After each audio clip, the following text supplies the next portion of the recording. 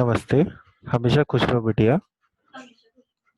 My self doctor Gaur Gupta, assistant professor, department of forensic medicine and toxicology, faculty of homoeopathic science, Jyoti Vidyapeeth women's university, Jaipur. Today we are going to continue our session forensic psychiatry. In previous session, we discussed about different types of psychiatric disorders like schizophrenia, anxiety, neurosis. Today we will continue diagnosis of insanity.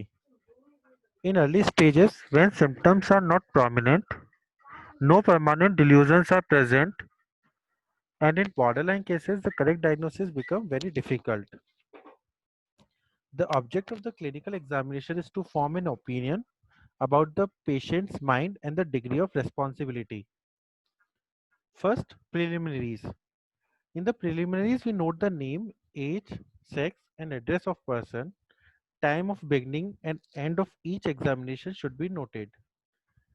Second, important is family history. Inquire into the mental condition of the patient's parents and siblings and whether any of them suffered from chorea, epilepsy, or frank mental illness, etc. Next is personal history, which is very important.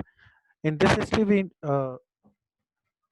know about history of previous mental disease in the parents, factors connected with the environment such as parents in homes, overprotection as a child, rejection, strictness in family, inferiority complex, discrimination by parents, emotional maladjustments during childhood, emotional fixation during adolescence to parents.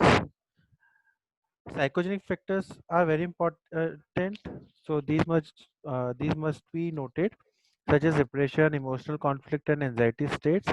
Next is to find out any organic disease is present or not, like cerebral vascular accident, head injury, acute fevers, advanced renal and cardiac diseases, senile degeneration, degenerative conditions, toxemia, etc.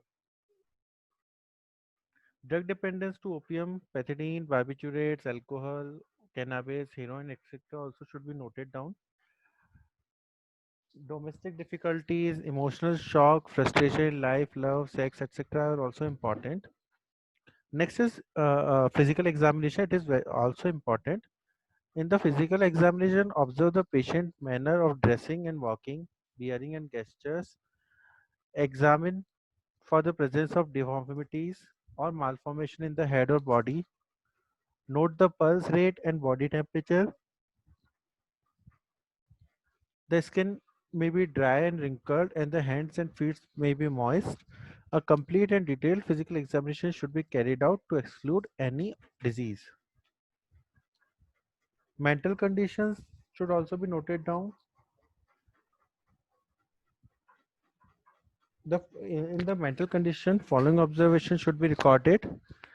General appearance, like dressing sense, dirty or clean, facial expressions, whether vacant, grimacing, mask-like or mask mixed faces, how he talks. Is there any mutism, aphonia, distraction, irrelevant talk, neologism, echolalia, that is repeating identical words, preservations, repetition of an act monotonously, wandering, speech, and talkativeness.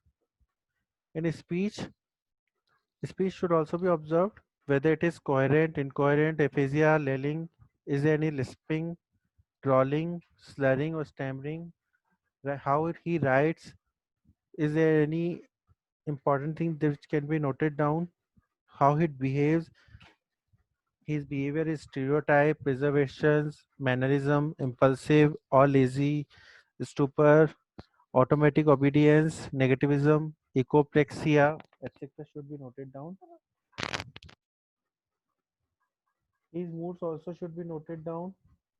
What are his emotions? Is there any euphoria? Is there any joy, anger, elation, exaltation, apathy, irritable, etc.? How his memory is it good, bad, its concentration is difficult or good, appreciation, grasp, etc. should be noted down. Note about his sleep should be done, whether he is insomniac or hyposomniac, or is there any somnambulism. His walking and gait should be noted down.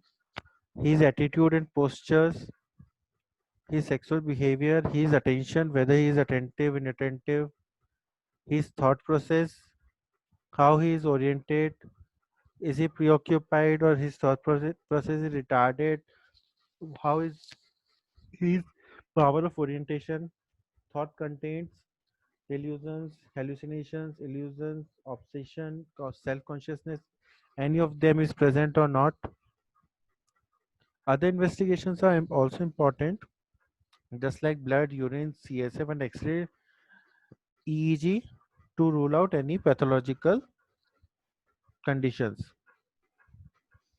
Feigned mental illness. In this condition, mental illness is feigned by criminals to evade sentence of death or long term of imprisonment.